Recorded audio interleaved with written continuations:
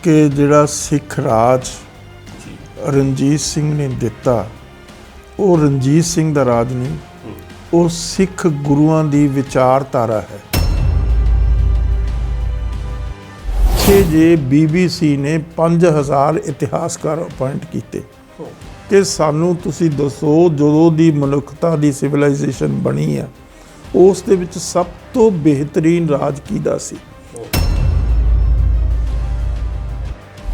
Maharaja Ranjit Singh the 19th century Sikh ruler has beaten competition from around the world to be named the greatest leader of all time।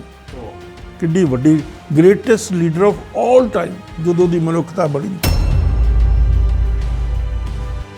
30% महाराजा रणजीत सिंह के हक च गया कि अज तक दा जिहड़े राजे होए ने जिन्ने भी इदां दे राज होए ने उन्हां दे विच महाराजा रणजीत सिंह दा दुनिया च बेहतरीन राज रहा है, सब तो बेहतरीन। और गुरु ग्रंथ साहब दे विच बदला लफ्ज़ नहीं, बदला लफ्ज़ ही नहीं। और उहदे विच की है न्याय लफ्ज़ 3 वारी आउंदा। न्याय लेना न्याय देना। असीं न्याय लेना भी है, असीं लड़के भी लेना, असी स्ट्रगल करके भी लेना, असी जगह मैदाने जंग विच जाके भी लेना, असी हथियारां नाल भी लेना। इहदे ते एक होर भी बहुत वड्डी गल है, he is the only warrior in the world who died unconquered. वो भी किसी बहुत बड़े इतिहासकार का यह कमेंट, कदे किसी ने हराया नहीं, अपनी जिंदगी च नहीं हारिया। हारे नहीं महाराजा रणजीत सिंह। साडा स्टेट दे नाल कोई लेना देना नहीं, जिन्हों ये भारत माता कहते हैं। साडा उस संकल्प दे साडा विरोध आ। साडा तां संकल्प है, आइडिया है राज दा। राज किसदा? सच्चाई ते आधारित है, मनुखता दी भलाई दे उत्ते आधारित है। तां ही असीं सरबत दे भले दी गल करदे हां। असीं की कहने अरदास दे विच न्योटिਆਂ दी ओट ने आसरिਆਂ दा आसरा। ये साडा एटीट्यूड है, ये साडा जीवन है। आ हुण क्रिश्चियंस दी गल चलदी है, उन्होंने पादरी मैं एक दिन सुन रहा सी, इस बड़ियां मतलब बहुत बड़ियां बड़ियां गल्लां कर रहा सी, डारा मार रहा सी। उन्होंने पुछो क्रूसेड्स की हैगे जिथे मतलब मुसलमाना दा ऐ जाके घाण कीता इन्हां ने।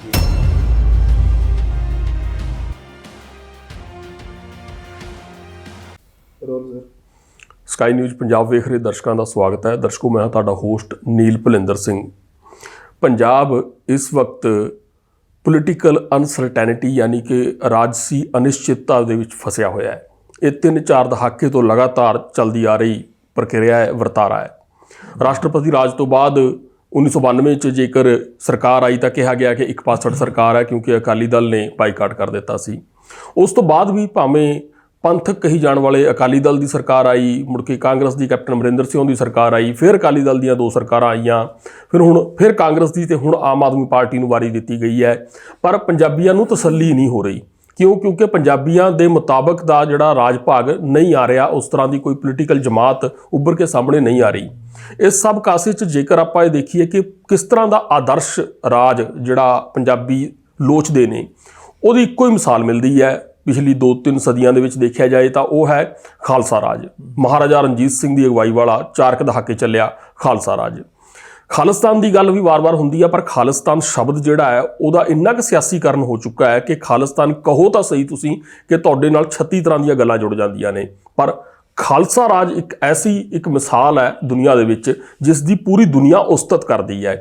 जेकर किसी ने यह भी हिमाकत करने की कोशिश की कि साडी सरकार आ गई है, सानू वड्डा मैंडेट मिल गया पंजाब के लोगों का, मैं ताज़ा सरकार की गल कर रहा कि उन्होंने महाराजा रणजीत सिंह की तस्वीर नूं जां पोर्ट्रेट नूं सरकारी कंधां तो लांभे करने की कोशिश की तो उन्हां दी बहुत ज़्यादा आलोचना हुई। सो इस करके खालिस्तान दी तो भी आपां ज़्यादा वड्डे विस्तार च जांदे होए खालसा राज की जो गल करते हैं तो मेरे ख्याल च ये कहने च कोई अतकथनी नहीं होएगी कि खालसा राज ही हुण तक जो भी पंजाबी ने हिंदू सिख ईसाई मुस्लिम उन्हों का आदर्श राज हुण तक जिहड़ा है उही आपां कह सकते हैं। खालसा राज की नींह जिहड़ी है या कह लो कि उसकी अगवाई महाराजा रणजीत सिंह शेरे पंजाब ने की। उन्हों जन्मदिन भी असीं मना के हटे हैं 2 दिन पहला।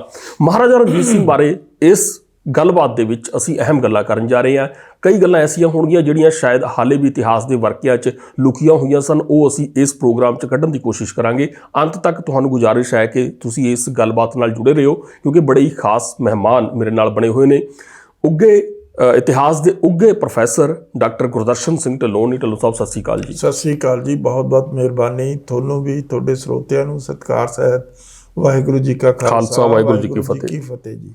ਕਿਉਂ ਜੀ, ਮੈਂ ਮੇਰੇ ਖਿਆਲ ਗਲਤ ਨਹੀਂ ਹੋਵਾਂਗਾ ਜੇਕਰ ਆਪਾਂ ਖਾਲਿਸਤਾਨ ਨਾਲੋਂ ਖਾਲਸਾ ਰਾਜ ਦੀ ਜਦੋਂ ਗੱਲ ਕਰਦੇ ਹਾਂ ਤਾਂ ਮੂੰਹ ਸੀਤੇ ਜਾਂਦੇ ਨੇ ਸਾਰਿਆਂ ਦੇ, ਤੇ ਉਸਤਤ ਹੀ ਨਿਕਲਦੀ ਹੈ। ਦੇਖੋ, ਗੱਲ ਇਹ ਆ ਕਿ ਜਿਹੜਾ ਸਿੱਖ ਰਾਜ ਜੀ ਰਣਜੀਤ ਸਿੰਘ ਨੇ ਦਿੱਤਾ, ਉਹ ਰਣਜੀਤ ਸਿੰਘ ਦਾ ਰਾਜ ਨਹੀਂ, ਉਹ ਸਿੱਖ ਗੁਰੂਆਂ ਦੀ ਵਿਚਾਰਧਾਰਾ ਹੈ ਜੀ, ਜਿਹੜੀ ਉਸ ਬੰਦੇ ਨੇ ਆਪਣੇ ਇੱਕ ਐਸੇ ਕੈਲੀਬਰ ਦੇ ਨਾਲ, ਐਸੀ ਉਸ ਬੰਦੇ ਦੇ ਵਿੱਚ ਕਲਾ ਸੀ, ਕੁਦਰਤ ਰੱਬ ਕਰਨੀਓ, ਗੁਰੂ ਕਰਨੀਓ, ਕਿ ਉਸ ਨੇ ਉਹਨਾਂ ਦੀ ਵਿਚਾਰਧਾਰਾ ਨੂੰ ਟਰਾਂਸਲੇਟ ਕਰ ਦਿੱਤਾ at the local level, transform ਕਰ ਦਿੱਤਾ, ਟਰਾਂਸਲੇਟ ਕਰ ਦਿੱਤਾ ਜੀ ਜੀ ਜੀ, ਉਸ ਨੂੰ ਉਸ ਤਰੀਕੇ ਦੇ ਨਾਲ ਹੀ ਉਪਸਥਿਤ ਕਰ ਦਿੱਤਾ। ਦੇਖੋ, ਆਈਡੀਓਲੋਜੀਜ਼ ਬਹੁਤ ਸਾਰੀਆਂ ਆਈਆਂ, ਬਹੁਤ ਸਾਰੀਆਂ ਹੈ, ਬਹੁਤ ਸਾਰੀਆਂ ਹੋਣਗੀਆਂ, ਪਰ ਕਿਸੇ ਆਈਡੀਓਲੋਜੀ ਨੂੰ ਜਦੋਂ ਤੁਸੀਂ ਲੈਵਲ ਤੇ, ਮਨੁੱਖਤਾ ਦੇ ਲੈਵਲ ਤੇ ਲੈ ਕੇ ਆਉਂਦੇ ਹੋ, ਉਹ ਬੰਦੇ ਦੀ ਕੈਲੀਬਰ ਹੁੰਦਾ। ਹੁਣ ਜਿਸੇ ਤਰ੍ਹਾਂ ਕਮਿਊਨਿਜ਼ਮ ਦੀ ਤੁਸੀਂ ਗੱਲ ਕਰੋ ਜੀ, ਤਾਂ ਲੈਨਿਨ ਨੇ ਜਦੋਂ ਮਾਰਕਸਿਜ਼ਮ ਨੂੰ ਟਰਾਂਸਲੇਟ ਕਰਨ ਦੀ ਕੋਸ਼ਿਸ਼ ਕੀਤੀ ਵੀ ਮੈਂ ਉਸ ਨੂੰ ਲੈ ਕੇ ਜਾਵਾਂ ਲੋਕਾਂ ਦੇ ਕੋਲ, ਸਟਾਲਿਨ ਨੇ, ਲੈਨਿਨ ਨੇ 80 ਲੱਖ ਬੰਦਾ ਉਸ ਮੁਲਕ ਦਾ ਉਸਨੇ ਕਤਲੋਗਾਰਤ ਕਰ ਦਿੱਤੀ। ਔਰ ਉਹ ਸਾਰੇ ਦਾ ਜਿਹੜਾ ਸਾਰਾ ਕਨਸੈਪਟ ਸੀ, ਜਿਹੜਾ ਮਾਰਕਸ ਦਾ ਕਨਸੈਪਟ ਸੀ ਵੀ ਜਿਹੜੀ ਸਟੇਟ ਵਿਦਰਵੇ ਹੋ ਜਾਏਗੀ, ਉਹ ਅਲਟੀਮੇਟਲੀ ਉਹਦੇ ਉਲਟ ਹੋਇਆ। ਸਟੇਟ ਬੜੀ ਪਾਵਰਫੁਲ ਹੋ ਗਈ ਔਰ ਮਨੁੱਖਤਾ ਦੀ ਜਿਹੜੀ ਆਜ਼ਾਦੀ ਆ ਸੁੰਗੜ ਗਈ। ਤਾਂ ਉਸ ਦੇ ਨਾਲ ਮਤਲਬ ਉਹ ਜਿਹੜੀ ਸਾਰਾ ਕਨਸੈਪਟ ਸੀ ਮਾਰਕਸਿਜ਼ਮ ਦਾ, ਉਹ ਟੋਟਲੀ ਕਲੈਪਸ ਕਰ ਗਿਆ। ਇਸੇ ਤਰੀਕੇ ਦੇ ਨਾਲ ਮਤਲਬ ਹੋਰ ਬਹੁਤ ਸਾਰੀਆਂ ਜਿਹੜੀਆਂ ਵੈਸਟਰਨ ਜਿਹੜੀ ਸਾਰੀ ਪੋਲਿਟੀ ਹੈ, ਜਿਸ ਨੂੰ ਕਹਿੰਦੇ ਜਿਹੜਾ ਸਿਸਟਮ ਆਫ ਰਾਜ ਕਰਦਾ ਜੀ, ਉਹ ਇੱਕ ਦੀ ਪ੍ਰਿੰਸ ਮੈਕੀਵੈਲੀ ਦੀ ਕਿਤਾਬ ਆ, ਦੀ ਪ੍ਰਿੰਸ, ਛੋਟੀ ਜੀ ਕਿਤਾਬ ਆ ਜੀ, ਉਹ ਬਿਲੀਅਨਸ ਆਫ ਕਾਪੀਜ਼ ਉਹਦੀਆਂ ਛਪ ਚੁੱਕੀਆਂ। ਉਸ ਦੇ ਮਤਲਬ ਸੰਦਰਭ ਦੇ ਵਿੱਚ ਉਸਨੇ ਰਾਜ ਦੱਸਿਆ ਵੀ ਕਿਸ ਤਰੀਕੇ ਦਾ ਰਾਜ ਦੁਨੀਆ ਦੇ ਵਿੱਚ ਹੋਏਗਾ। ਵੈਸਟਰਨ ਪੋਲਿਟੀ ਸਾਰੀ ਮੈਕੀਵੈਲੀ ਦੀ ਪ੍ਰਿੰਸ ਦੇ ਉੱਤੇ ਬੇਸਡ ਆਧਾਰਿਤ ਹੈਗੀ ਵੀ ਰਾਜਾ ਕਿਹੋ ਜਿਹਾ ਹੋਣਾ ਚਾਹੀਦਾ ਜੀ। ਤੋ ਉਸ ਦੇ ਵਿੱਚ ਉਹਨਾਂ ਨੇ ਕੀ ਕਿਹਾ ਵੀ ਰਾਜੇ ਦੇ ਕੋਲ ਸਾਰੇ ਅਧਿਕਾਰ ਹੋਣਗੇ ਔਰ ਰਾਜਾ ਜੋ ਮਰਜ਼ੀ ਚਾਹੇ ਉਹ ਕਰ ਲੇ। ਜਿਹੜੀ ਮੀਨਸ ਤੇ ਐਂਡਸ ਦੀ ਗੱਲ ਹੈਗੀ ਹੈ, ਜਿਹੜੇ ਐਂਡਸ ਹੈ ਉਹ ਮਤਲਬ ਡਿਸਾਈਡ ਕਰਨਗੇ ਵੀ ਰਾਜਾ ਕੀ ਕਰ ਰਿਹਾ ਹੈ ਜੀ। ਮੀਨਸ ਜਿਹੜੇ ਆ ਉਹ ਕਿਸ ਕਿਸਮ ਦੇ ਵੀ ਹੋਣ, ਚਾਹੇ ਤੁਸੀਂ ਵਾਇਲੈਂਸ ਕਰ ਲਓ, ਚਾਹੇ ਲੋਕਾਂ ਨੂੰ ਐਕਸਪਲਾਇਟ ਕਰ ਲਓ, ਚਾਹੇ ਲੋਕਾਂ ਨਾਲ ਧੱਕਾ ਕਰ ਲਓ। ਤਾਂ ਇਸੇ ਤਰੀਕੇ ਦੇ ਨਾਲ ਹਿੰਦੂਆਂ ਦੀ ਵੀ ਜਿਹੜੀ ਪੋਲਿਟੀ ਆ ਉਹ ਵੀ ਇਸੇ ਕਿਸਮ ਦੀ ਹੈ ਜੀ। ਦੁਨੀਆ ਦੇ ਇਤਿਹਾਸ ਦੇ ਵਿੱਚ ਇਹ ਮੈਂ ਗੱਲ ਬਹੁਤ ਆਪਣੇ ਕੋਲੋਂ ਨਹੀਂ ਕਹਿ ਰਿਹਾ, ਪਿੱਛੇ ਜੇ BBC ਨੇ 5000 ਇਤਿਹਾਸਕਾਰ ਅਪਾਇੰਟ ਕੀਤੇ ਕਿ ਸਾਨੂੰ ਤੁਸੀਂ ਦੱਸੋ ਜਦੋਂ ਦੀ ਮਨੁੱਖਤਾ ਦੀ ਸਿਵਲਾਈਜੇਸ਼ਨ ਬਣੀ ਆ ਉਸ ਦੇ ਵਿੱਚ ਸਭ ਤੋਂ ਬਿਹਤਰੀਨ ਰਾਜ ਕਿਹਦਾ ਸੀ, ਜਿਹਨੇ ਮਨੁੱਖਾਂ ਨੂੰ, ਇਨਸਾਨੀਅਤ ਨੂੰ ਰਾਹਤ ਦਿੱਤੀ ਹੈ, ਬਗੈਰ ਕਿਸੇ ਪੱਖਪਾਤ ਤੋਂ, ਬਗੈਰ ਕਿਸੇ ਜ਼ਬਾਨ ਦੇ ਆਧਾਰ ਦੇ ਉੱਤੇ, ਨਾ ਕਿਸੇ ਮਤਲਬ ਜ਼ਾਤ ਦੇ, ਨਾ ਪਾਤ ਦੇ, ਨਾ ਖਿੱਤੇ ਦੇ, ਕਿਸੇ ਚੀਜ਼ ਦੀ ਕੋਈ ਕਨਸੀਡਰੇਸ਼ਨ ਨਹੀਂ, ਮਨੁੱਖ ਇੱਕ ਆਪਣਾ ਸੁਪਰੀਮ ਮੰਨ ਕੇ ਜੀ। ਮੈਂ ਤੁਹਾਨੂੰ ਇੱਥੇ ਥੋੜੀ ਜੀ ਉਸ ਦੀ ਮੈਂ ਨੋਟ ਕੀਤੀ ਵੀ ਆ। 7 ਮਾਰਚ 2020 ਦੇ ਵਿੱਚ ਦੀ ਟ੍ਰਿਬਿਊਨ ਦੇ ਵਿੱਚ ਉਹ ਸਾਰੀ poll Maharaja Ranjit Singh named greatest world leader ਜੀ। ਜੇ BBC ਦੇ ਜਿਹੜੇ 500 ਇਤਿਹਾਸਕਾਰ 5000 ਨੋਮੀਨੇਟ ਕੀਤੇ ਸੀ, ਉਹਨਾਂ ਨੇ ਅਪਾਇੰਟ ਕੀਤੇ। ਮੈਂ ਤੁਹਾਨੂੰ ਥੋੜਾ ਜਿਹਾ ਜੇ ਕਹੋ ਤਾਂ ਇਹਦੇ ਤੋਂ ਪੜ੍ਹਦੇ ਪਲੀਜ਼ ਜੀ, please. Maharaja Ranjit Singh the 19th century Sikh ruler has beaten competition from around the world to be named the greatest leader of all time। ਕਿੱਡੀ ਵੱਡੀ greatest leader of all time ਜਦੋਂ ਦੀ ਮਨੁੱਖਤਾ ਬਣੀ, ਸਮਝੇ ਕਿ ਨਹੀਂ। ਉਸ ਦੇ ਵਿੱਚ ਫਿਰ ਕਹਿੰਦਾ greatest leader of all time in a poll conducted by the BBC World Histories magazine ji, polling more than 38% of the vote, Singh was praised by creating a new tolerant empire In second place with 25% of the vote is African independence fighter Amilcar Cabral. Britain's wartime Prime Minister Winston Churchill is at number 3 with 7%. ਦੇਖੋ ਕਮਾਲ ਦੀ ਗੱਲ, Winston Churchill ਜਿਹੜਾ ਜਿਹਨੇ ਰਾਜ ਕੀਤਾ ਪੂਰੀ ਦੁਨੀਆ ਤੇ ਉਹ ਤੀਜੇ ਨੰਬਰ ਤੇ ਹੈ, 7% ਹੈ ਸਿਰਫ। ਹਾਂ, ਮਹਾਰਾਜਾ ਰਣਜੀਤ ਸਿੰਘ 38% ਵੋਟਾਂ ਪਾਈਆਂ, ਟੋਟਲ ਵੋਟਾਂ ਪਾਈਆਂ ਉਹਨਾਂ ਨੇ ਸਾਰੀ ਦੁਨੀਆ ਦੇ ਜਿੰਨੇ। ਤੇ ਵਰਲਡ ਬੈਸਟ ਜਿਹੜਾ ਰੂਲਰ ਕਿਹਾ ਉਹਨਾਂ ਨੇ, ਦੁਨੀਆ ਦਾ ਸਭ ਤੋਂ ਬਿਹਤਰੀਨ ਰੂਲਰ। ਤੇ ਹੁਣ ਤੱਕ ਦਾ ਅੱਜ ਤੱਕ ਦਾ ਅੱਗੇ ਤੁਸੀਂ ਦੇਖੋ, ਚਰਚਿਲ ਦੀ ਗੱਲ ਕਰ ਰਿਹਾ, ਫਿਰ ਉਹ ਮਤਲਬ ਅਮਰੀਕਨ ਪ੍ਰੈਜ਼ੀਡੈਂਟ ਇਬਰਾਹਿਮ ਲਿੰਕਨ ਬਹੁਤ ਬੜਾ ਮਹਾਨ ਹੋਇਆ, ਬਿਲਕੁਲ ਕਿੱਡੀ ਬੜੀ ਉਹਨੂੰ ਦੁਨੀਆ ਪ੍ਰੇਜ਼ ਕਰ ਰਹੀ ਹੈ। ਉਸ ਦੇ ਕੋਲ ਕਿੰਨੀਆਂ ਪਈਆਂ? ਇਬਰਾਹਿਮ ਲਿੰਕਨ ਇਜ਼ ਐਟ 4, ਚੌਥੇ ਨੰਬਰ ਤੇ ਆ ਜੀ। With and the British monarch Elizabeth first is the highest ranked female leader at 5% ਪਈਆਂ, ਉਹ 5ਵੇਂ ਨੰਬਰ ਤੇ। ਰਾਣੀ ਜਿਹੜੀ ਐਲਿਜ਼ਾਬੈਥ ਪਹਿਲੀ ਸੀ, ਇਹ ਤਾਂ ਐਲਿਜ਼ਾਬੈਥ ਦੂਜੀ ਸੀ ਨਾ ਜਿਹੜੀ ਹੁਣ ਗੁਜ਼ਰੀ। ਨਹੀਂ ਜੀ, ਮੈਂ ਤਾਂ ਗੱਲ ਕਰ ਰਿਹਾ ਕਿ ਜਿਨ੍ਹਾਂ ਤੋਂ ਉਹਨਾਂ ਨੇ ਰਾਜ ਖੋਇਆ, ਮਹਾਰਾਜਾ ਰਣਜੀਤ ਸਿੰਘ ਤੋਂ ਜਿਨ੍ਹਾਂ ਨੇ ਰਾਜ ਖੋਇਆ, ਉਹ ਨੇੜੇ ਤੇੜੇ ਵੀ ਨਹੀਂ, ਉਸ ਦੇ ਮਤਲਬ ਪੰਸਕ ਵੀ ਨਹੀਂ, ਜਿਹਨੂੰ ਪੰਜਾਬੀ ਚ ਜੇ ਅਸੀਂ ਕਹਿ ਲਈਏ ਨਾ। ਤੋ ਇਸ Ranjit Singh is overwhelmingly success is our poll suggests that the qualities of his leadership continue to inspire people around the world in the 21st century, said Matt Elton, editor of the BBC World History magazine. ਉਹਨੂੰ ਕੋਟ ਕੀਤਾ editor ਨੂੰ, world editor ਨੂੰ। Editor ਕਹਿ ਰਿਹਾ ਕਿ ਉਸ ਅੱਜ ਤੱਕ ਵੀ ਇਸ ਕਿਸਮ ਦਾ ਉਸਦੇ ਕੋਈ ਮੁਕਾਬਲੇ ਦਾ ਰਾਜਾ ਨਹੀਂ ਹੋਇਆ ਜੀ, ਜਿਸ ਨੇ ਮਨੁੱਖ ਨਾਲ। ਹੁਣ ਉਹ ਕਿਉਂ ਹੋਇਆ ਜੀ? ਹਾਂ, ਆਪਾਂ ਹੁਣ ਜਾਈਏ। ਮੈਂ ਥੋੜਾ ਜਿਹਾ ਕੁਝ ਦਰਸ਼ਕ ਚਾਹਣਗੇ ਕਿ ਪੰਜਾਬੀ ਚ ਵੀ ਤਰਜਮਾ ਇਹਦਾ ਮੈਂ ਦੱਸ ਦਿੰਦਾ ਜੀ ਕਿ BBC ਨੇ 5000 ਇਤਿਹਾਸਕਾਰ ਜਿਹੜੇ ਨੇ ਉਹ ਚੁਣੇ। ਉਹਨਾਂ ਨੂੰ ਕਿਹਾ ਕਿ ਹੁਣ ਤੱਕ ਦਾ ਦੁਨੀਆ ਦੇ ਰਾਜ ਜਿੰਨੇ ਹੋਏ ਨੇ, ਰਾਜੇ ਹੋਏ ਨੇ, ਉਹਨਾਂ ਦੇ ਰਾਜਿਆਂ ਦਾ, ਉਹਨਾਂ ਦੇ ਰਾਜਾਂ ਦਾ ਜਿਹੜਾ ਹੈ ਵਿਸ਼ਲੇਸ਼ਣ ਕਰੋ ਤੇ ਨਤੀਜਾ ਕੱਢੋ ਕਿ ਬਿਹਤਰੀਨ ਕੌਣ ਹੈ। 38% ਜਿਹੜੇ 5000 ਚੋਂ 38% ਇਤਿਹਾਸਕਾਰਾਂ ਨੇ ਵੋਟ ਪਾਈ ਹੈ। ਨਹੀਂ, ਟੋਟਲ ਜਿੰਨੀਆਂ ਵੋਟਾਂ ਪਈਆਂ ਉਹਦਾ 38% ਕੱਲਾ ਮਹਾਰਾਜਾ ਰਣਜੀਤ ਸਿੰਘ। ਹਾਂ, ਉਹਦੇ ਚੋਂ ਕਹਿ ਰਿਹਾ 38% ਮਹਾਰਾਜਾ ਰਣਜੀਤ ਸਿੰਘ ਦੇ ਹੱਕ ਚ ਗਿਆ ਕਿ ਅੱਜ ਤੱਕ ਦਾ ਜਿਹੜੇ ਰਾਜੇ ਹੋਏ ਨੇ, ਜਿੰਨੇ ਵੀ ਇਦਾਂ ਦੇ ਰਾਜ ਹੋਏ ਨੇ, ਉਹਨਾਂ ਦੇ ਵਿੱਚ ਮਹਾਰਾਜਾ ਰਣਜੀਤ ਸਿੰਘ ਦਾ ਦੁਨੀਆ ਚ ਬਿਹਤਰੀਨ ਰਾਜ ਰਿਹਾ, ਸਭ ਤੋਂ ਬਿਹਤਰੀਨ। ਤੇ ਦੂਜੇ ਨੰਬਰ ਤੇ ਅਫਰੀਕਨ ਜਿਹੜਾ ਰੂਲਰ ਰਿਹਾ ਹੈ, ਤੇ ਤੀਜੇ ਨੰਬਰ ਤੇ ਜਿਹੜਾ ਵਿੰਸਟਨ ਚਰਚਿਲ ਜਿਹੜਾ ਇੰਗਲੈਂਡ ਦਾ 7%, ਤੇ ਅਬਰਾਹਮ ਲਿੰਕਨ ਹਾਲਾਂਕਿ ਬੜੇ ਮਹਾਨ ਜਿਹੜੇ ਰਾਸ਼ਟਰਪਤੀ ਰਹੇ ਨੇ ਅਮਰੀਕਾ ਦੇ, ਉਹਨਾਂ ਨੂੰ ਸਿਰਫ 4% ਜਿਹੜੀ ਹੈ ਉਹ ਵੋਟਾਂ ਪਈਆਂ ਨੇ। ਤੇ ਇਹ BBC ਦੇ ਜੋ ਐਡੀਟਰ ਨੇ, ਵਰਲਡ ਐਡੀਟਰ ਨੇ ਜਿਹੜੇ, ਉਹਨਾਂ ਦੀ ਜ਼ੁਬਾਨੀ ਕਹੀ ਹੋਈ ਗੱਲਾਂ ਨੇ ਜਿਹੜੀਆਂ ਅਸੀਂ ਤੁਹਾਨੂੰ ਪੜ੍ਹ ਕੇ ਸੁਣਾਈਆਂ ਨੇ ਜੀ। ਹੁਣ ਕਾਰਨ ਵੱਲ ਜਾਈਏ ਕਿ ਉਹਨਾਂ ਨੇ ਕਿਸ ਆਧਾਰ ਤੇ ਦੁਨੀਆ ਦਾ ਸਭ ਤੋਂ ਬਿਹਤਰੀਨ ਜਿਹੜਾ ਰਾਜ ਐਲਾਨ ਦਿੱਤਾ ਮਹਾਰਾਜਾ ਰਣਜੀਤ ਸਿੰਘ ਦਾ। ਗੁਰੂ ਗ੍ਰੰਥ ਸਾਹਿਬ ਮਹਾਰਾਜ ਦੇ ਵਿੱਚ ਇੱਕ ਤੁਕ ਜੀ 966 ਅੰਕ ਦੇ ਉੱਤੇ ਸੱਤੇ ਬਲਵੰਡ ਦੀ ਵਾਰ ਰਾਮਕਲੀ ਰਾਗ ਦੇ ਵਿੱਚ ਪਹਿਲੀ ਪੌੜੀ ਦੇ ਅੰਦਰ ਗੁਰੂ ਨਾਨਕ ਸਾਹਿਬ ਜੀ ਨੇ ਰਾਜ ਸੰਕਲਪ ਦੇ ਬਾਰੇ ਮਹਾਰਾਜ ਨੇ ਲਿਖਿਆ। ਰਾਜ ਸੰਕਲਪ ਕੀ ਹੋਏਗਾ? ਨਾਨਕ ਰਾਜ ਚਲਾਇਆ ਸੱਚ ਕੋਟੀ ਸੰਤਾਨੀ ਨੀਮ ਦੇ।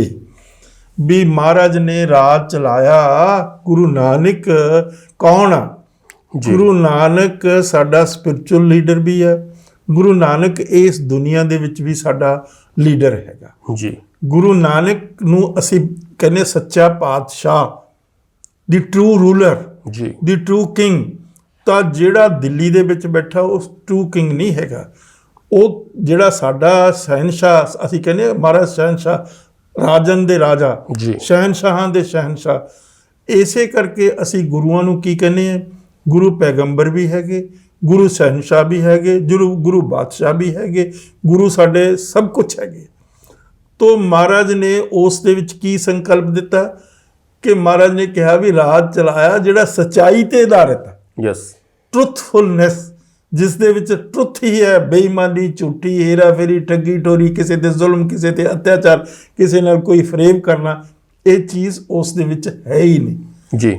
ਤੋ ਸਾਰਾ ਟਰੁੱਥ ਹੈ, ਓਨੈਸਟੀ ਦੇ ਉੱਤੇ ਬੇਸਡ ਹੈਗਾ। ਸਮਝੇ ਜੀ? ਕਿਸੇ ਨਾਲ ਕਿਸੇ ਕਿਸਮ ਦਾ ਜ਼ੁਲਮ ਨਹੀਂ ਤੁਸੀਂ ਕਰਨਾ।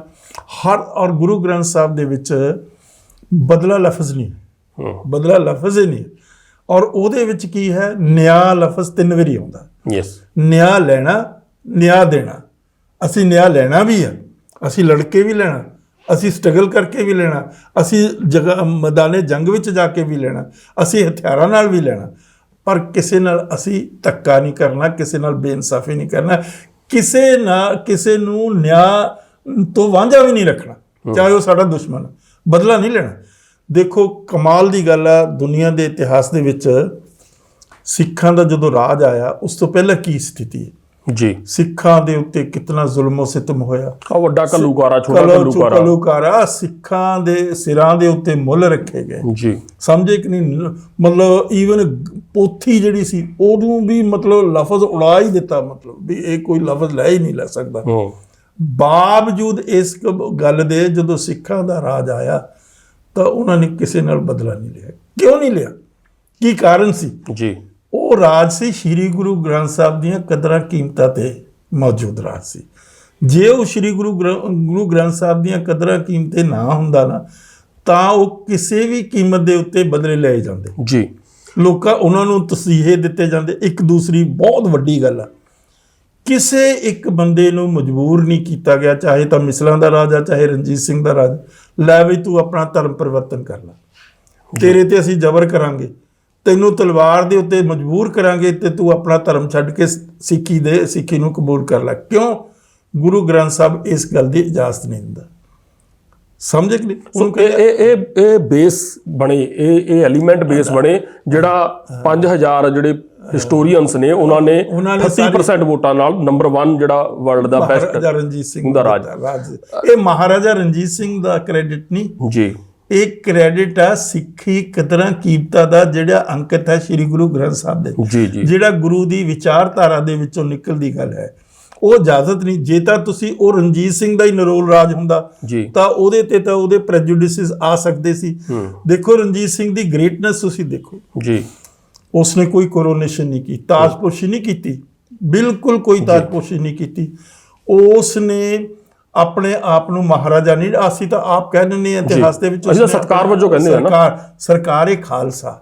ਸਰਕਾਰੇ ਖਾਲਸਾ, ਸਰਕਾਰੇ ਖਾਲਸਾ ਹੈ, ਖਾਲਸੇ ਦੀ ਸਰਕਾਰ ਜੀ। ਖਾਲਸਾ ਗੁਰੂ ਹੈ, ਗੁਰੂ ਦਾ ਰੂਪ ਆ ਖਾਲਸਾ। ਤਾਂ ਇਹ ਸਰਕਾਰ, ਫਿਰ ਉਹਨਾਂ ਨੇ ਸਿੱਕੇ ਜਾਰੀ ਕੀਤੇ। ਸਿੱਕੇ ਆਪਣੇ ਨਾਂ ਤੇ ਨਹੀਂ ਜਾਰੀ ਕੀਤੇ, ਸਿੱਕੇ ਆਪਣੇ ਖਾਨਦਾਨ ਦੇ ਨਾਂ ਤੇ ਨਹੀਂ ਜਾਰੀ ਕੀਤੇ। ਸਿੱਕੇ ਕਿਹਦੇ ਤੇ? ਗੁਰੂ ਨਾਨਕ, ਗੁਰੂ ਗੋਬਿੰਦ ਸਿੰਘ ਮਹਾਰਾਜ ਦੇ ਨਾਂ ਦੇ ਉੱਤੇ। ਸੀਲ, ਜਿਹੜੀ ਸੀਲ ਹੁੰਦੀ ਹੈ ਨਾ ਸਰਕਾਰੀ, ਮੋਹਰ, ਅਕਾਲ ਸਹਾਇ ਮੋਹਰ, ਜਿਹਦੇ ਤੇ ਸਰਕਾਰ ਚੱਲਦੀ ਹੈ, Akal Sahai, dedicated to the mightiest of the mighty, all mighty. ਸਮਝੇ ਕਿ ਨਹੀਂ? तो ਮਹਾਰਾਜ ਜਿਹੜਾ ਰਣਜੀਤ ਸਿੰਘ ਦੇ ਸੀ ਉਸ ਦੇ ਵਿੱਚ ਬਹੁਤ ਬੜੀਆਂ ਕੁਆਲਿਟੀ ਸੀ। ਅਨਫੋਰਚੂਨੇਟਲੀ ਉਸ ਨੂੰ ਇਤਿਹਾਸ ਨੇ ਜਸਟਿਸ ਨਹੀਂ ਦਿੱਤਾ, ਕਿਉਂਕਿ ਸਿੱਖੀ ਉਸ ਦੇ ਖਿਲਾਫ ਬਹੁਤ ਸਾਰੀਆਂ ਗੱਲਾਂ ਇਹੋ ਜਿਹੀਆਂ ਪ੍ਰਚਾਰਦੇ ਆ ਜੀ। ਉਸ ਆਦਮੀ ਨੇ ਸ਼ੁਰੂ ਦੇ ਜਦੋਂ ਉਹ ਆਪਣਾ ਕੰਮ ਕਰਦਾ ਸੀ ਨਾ, ਪੜ੍ਹੇ ਲਿਖੇ 12 ਸਾਲ ਦੀ ਉਮਰ 'ਚ ਤਾਂ ਵਿਚਾਰੇ ਸਟਰਗਲ 'ਚ ਪੈ ਗਏ, ਬੱਚਾ ਹੀ ਸੀ ਉਸ ਵੇਲੇ। ਤਾਂ ਚਾਰੇ ਪਾਸੇ ਦੁਸ਼ਮਣ ਸੀ, ਲੜਾਈਆਂ, ਮਤਲਬ ਅੰਦਰੂਨੀ ਲੜਾਈਆਂ, ਬਾਹਰਲੀਆਂ ਲੜਾਈਆਂ, ਕਿੰਨੇ ਮਤਲਬ ਪਰੇਸ਼ਾਨੀਆਂ ਦੇ ਵਿੱਚ ਦੀ ਗੁਜ਼ਰੇ, ਮਤਲਬ ਇੱਕ ਤਰ੍ਹਾਂ ਦੇ ਲਵਾਰਸ ਹੋ ਗਏ ਸੀਗੇ। ਤਾਂ ਉਸ ਤੋਂ ਬਾਅਦ ਜਦੋਂ ਮਤਲਬ ਸੁਰਤ ਸੰਭਲੀ ਤਾਂ ਮਹਾਰਾਜ ਨੇ ਕਿਹਾ, ਮਹਾਰਾਜਾ ਰਣਜੀਤ ਸਿੰਘ ਨੇ ਕਿਹਾ ਕਰਤਾਰਪੁਰ ਦੇ ਵਿੱਚੋਂ ਬੀੜ ਲੈ ਕੇ ਆਓ, ਜਿਹੜੀ ਓਰੀਜਨਲ ਬੀੜ ਹੈ ਉਹ ਕਰਤਾਰਪੁਰ ਦੇ ਵਿੱਚ ਸੋਢੀਆਂ ਦੇ ਕੋਲ ਸੀ। ਜੀ। ਉਹ ਲੈ ਆਏ। ਤਾਂ ਜਿਹੜਾ ਪਾਠੀ ਸੀ ਉਹ ਵਾਕ ਲੈਂਦਾ ਸੀ। ਇਸ਼ਨਾਨ ਕਰਨ ਤੋਂ ਬਾਅਦ ਉਹ ਜਾਂਦੇ ਸੀ ਉੱਥੇ ਉਸ ਜਗ੍ਹਾ ਜਿੱਥੇ ਗੁਰੂ ਗ੍ਰੰਥ ਸਾਹਿਬ ਰੱਖਿਆ ਹੋਇਆ ਸੀ, ਉਹਨੂੰ ਕਹਿੰਦੇ ਸੀ ਤੂੰ ਵਾਕ ਲੈ।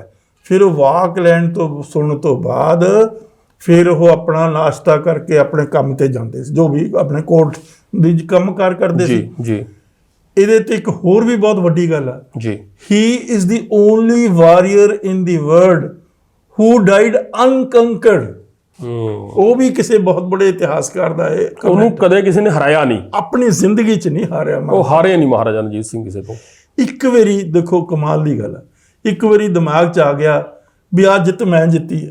ਉਹ ਫਿਰ ਹਲੇ ਘਰੇ ਪਹੁੰਚੇ ਨਹੀਂ, ਦਿਮਾਗ 'ਚ ਆਇਆ ਵੀ ਰਣਜੀਤ ਸਿੰਘ ਤਾਂ ਬਹੁਤ ਵੱਡੀ ਗਲਤੀ ਕਰ ਲਈ, ਜਿੱਤ ਤਾਂ ਮਹਾਰਾਜ ਦੀ ਆ, ਮੇਰੀ ਕਾਹਦੀ ਜਿੱਤ ਆ। ਫਿਰ ਉਸ ਕਮਰੇ 'ਚ ਗਏ ਜਿੱਥੇ ਗੁਰੂ ਗ੍ਰੰਥ ਸਾਹਿਬ ਬਿਰਾਜਮਾਨ ਸੀ, ਪ੍ਰਕਾਸ਼ ਸੀ।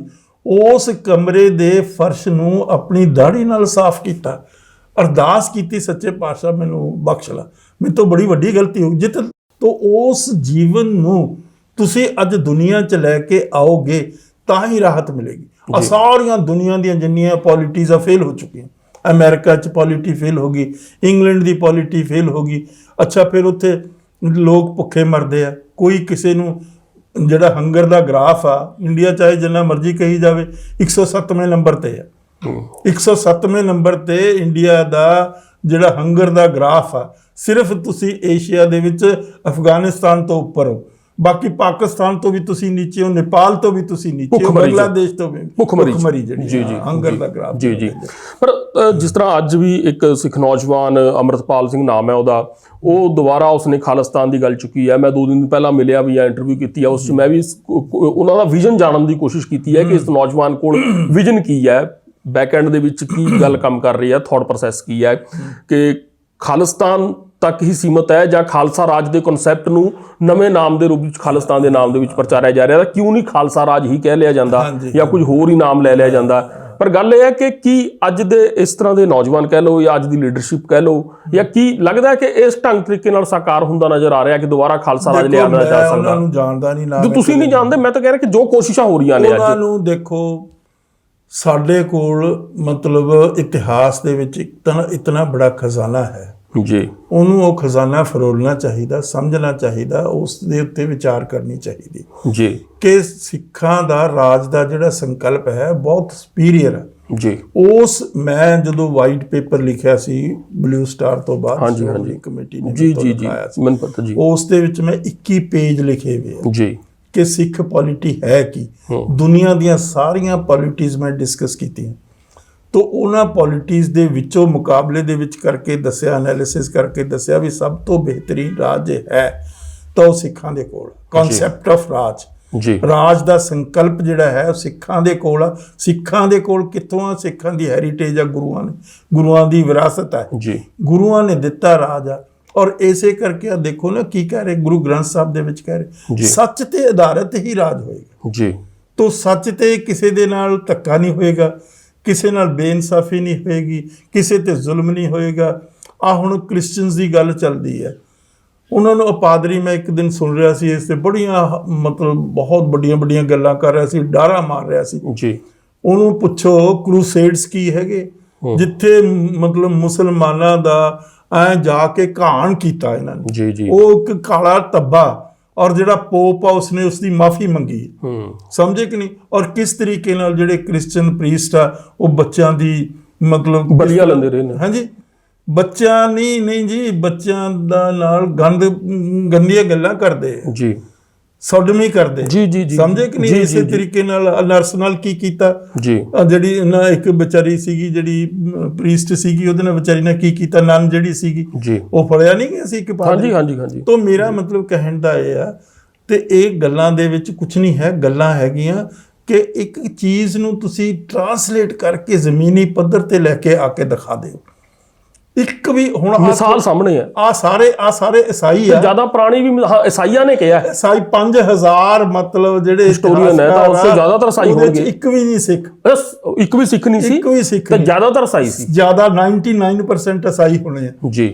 ਉਹਨਾਂ ਨੇ ਕੀ ਕਿਹਾ ਉਹਨੂੰ ਦੇਖ ਲਓ। ਆਪਾਂ ਈਸਾਈਆਂ ਦੀ ਗੱਲ ਤਾਂ ਚਲੋ ਅੱਜ ਗੱਲ ਕਰ ਰਹੇ ਹਾਂ। ਅੱਜ BBC ਨੇ ਵੱਡੇ ਪੱਧਰ ਦੇ ਉੱਤੇ ਦੁਨੀਆ ਲੈਵਲ ਦੇ ਉੱਤੇ ਜਿਹੜਾ ਇਸ ਤਰ੍ਹਾਂ ਦਾ ਸਰਵੇ ਕਰਾਇਆ, ਜਿਸ 'ਚ 38% ਵੋਟਾਂ ਨਾਲ ਮਹਾਰਾਜਾ ਰਣਜੀਤ ਸਿੰਘ ਦਾ ਰਾਜ ਸਰਵੋਤਮ ਨਿਕਲਿਆ। ਪਰ ਮਹਾਰਾਜਾ ਰਣਜੀਤ ਸਿੰਘ ਦੇ ਸਮਕਾਲੀ ਹੀ ਜਿਹੜੇ ਸ਼ਾਹ ਮੁਹੰਮਦ ਦਾ ਇੱਕ ਸਰਕਾਰ ਵਜੋਂ ਫੌਜਾਂ ਜਿੱਤ ਕੇ ਅੰਤ ਨੂੰ ਹਾਰੀਆਂ ਨੇ, ਇੱਕ ਮੁਸਲਿਮ ਕਵੀ ਨੇ ਹੀ ਜਿਹੜਾ ਉਦੋਂ ਕਹਿ ਦਿੱਤਾ ਸੀ। ਉਸ ਵੇਲੇ ਵੀ ਦੇਖੋ ਕਿੰਨੀ ਖੁੱਲਦਿਲੀ ਵਾਲੀ ਗੱਲ ਜੀ, ਜਿਹੜਾ ਮਤਲਬ ਦੀਵਾਨ ਚੰਦ ਸੀਗਾ ਨਾ ਜੀ, ਉਹ ਮਤਲਬ ਜਿਹੜਾ ਸੀ ਉਹ ਮਹਾਰਾਜਾ ਰਣਜੀਤ ਸਿੰਘ ਫੌਜਾਂ ਦਾ ਚੀਫ ਆਫ ਦੀ ਸਟਾਫ ਜੀ, ਹਿੰਦੂ ਖੱਤਰੀ ਸੀ ਪੰਜਾਬ ਦਾ। ਤਾਂ ਉਹ ਤਾਂ ਬੜਾ ਖੁੱਲਦਿਲਾ ਇਨਸਾਨ ਸੀ। ਜਿਹੜੇ ਬੰਦੇ ਦੇ ਵਿੱਚ ਕੋਈ ਮੈਰਿਟ ਸੀ, ਜਿਸ ਬੰਦੇ 'ਚ ਕੋਈ ਕੁਆਲਿਟੀ ਸੀ, ਜਿਸ ਬੰਦੇ 'ਚ ਕੋਈ ਕੰਟਰੀਬਿਊਟ ਕਰ ਸਕਦਾ ਸੀ, ਉਹਨੂੰ ਅੱਗੇ ਲੈ ਕੇ ਆਇਆ। ਉਸ ਨੇ ਕਿਸੇ ਨਾਲ ਕਿਸੇ ਕਿਸਮ ਦਾ ਕੋਈ ਪੱਖਪਾਤ ਨਹੀਂ ਕੀਤਾ ਜੀ। ਜੇ ਦਰਬਾਰ ਸਾਹਿਬ ਦੇ ਵਿੱਚ ਸੋਨਾ ਚੜਾਇਆ, ਹਿੰਦੂ ਮੰਦਿਰਾਂ ਦੇ ਵਿੱਚ ਚੜਾਇਆ, ਉੱਥੇ ਯੂਪੀ ਦੇ ਮੁੱਖ ਮੰਤਰੀ ਯੋਗੀ ਆਦਿੱਤਿਆਨਾਥ ਹਾਲੇ 4 ਦਿਨ ਪਹਿਲਾਂ ਹੀ ਕਹਿ ਕੇ ਹਟੇ ਨੇ ਕਿ ਕਾਸ਼ੀ ਦੇ ਵਿੱਚ ਮਹਾਰਾਜਾ ਰਣਜੀਤ ਸਿੰਘ ਨੇ ਆ ਕੇ ਜਿਹੜਾ ਹੈ ਉੱਥੇ ਯੋਗਦਾਨ ਪਾਇਆ।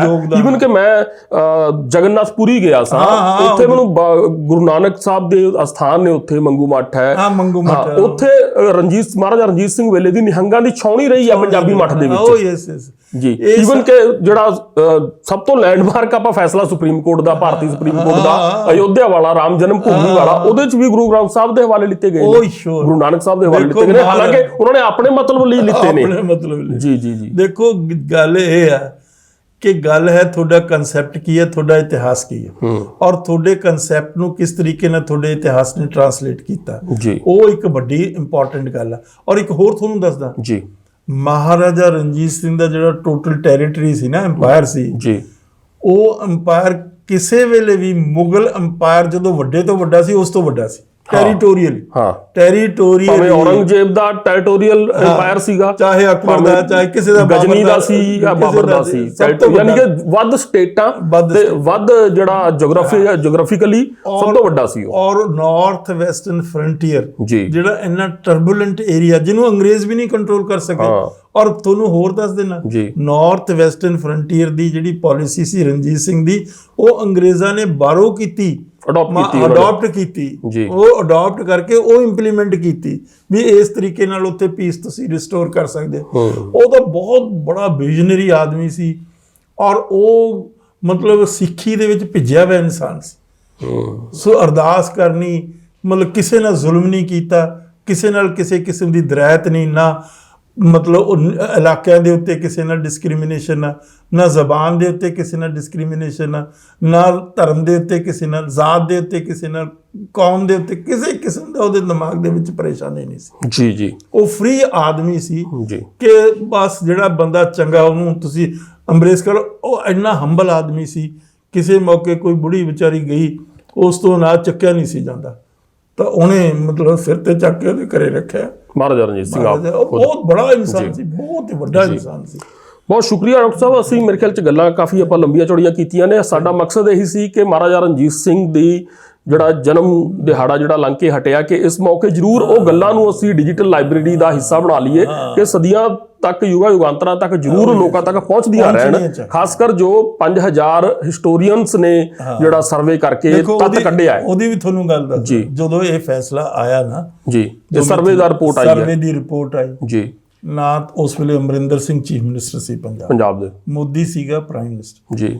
ਇਹਨਾਂ ਨੇ ਉਸ ਗੱਲ ਨੂੰ ਬਹੁਤਾ ਪਿਕਅਪ ਨਹੀਂ ਕੀਤਾ। ਕਿਉਂ ਨਹੀਂ ਕੀਤਾ? ਕਿਉਂਕਿ ਜਿਹੜਾ ਅਮਰਿੰਦਰ ਸਿੰਘ ਦੇ ਵੱਡੇ ਵਡੇਰੇ ਸੀ, ਉਹ ਰਣਜੀਤ ਸਿੰਘ ਦੇ ਵਿਰੋਧ ਦੇ ਵਿੱਚ ਅੰਗਰੇਜ਼ਾਂ ਦੇ ਹੱਕ 'ਚ ਭੁਗਤੇ ਸੀ। ਜੀ ਜੀ ਜੀ ਜੀ। ਸੋ ਇਤਿਹਾਸ ਵੀ ਸਾਹਮਣੇ ਹੈ। ਤੇ ਬਹੁਤ ਸ਼ੁਕਰੀਆ ਜੀ, ਬਹੁਤ ਸ਼ੁਕਰੀਆ, ਬਹੁਤ ਸ਼ੁਕਰੀਆ। Thank you.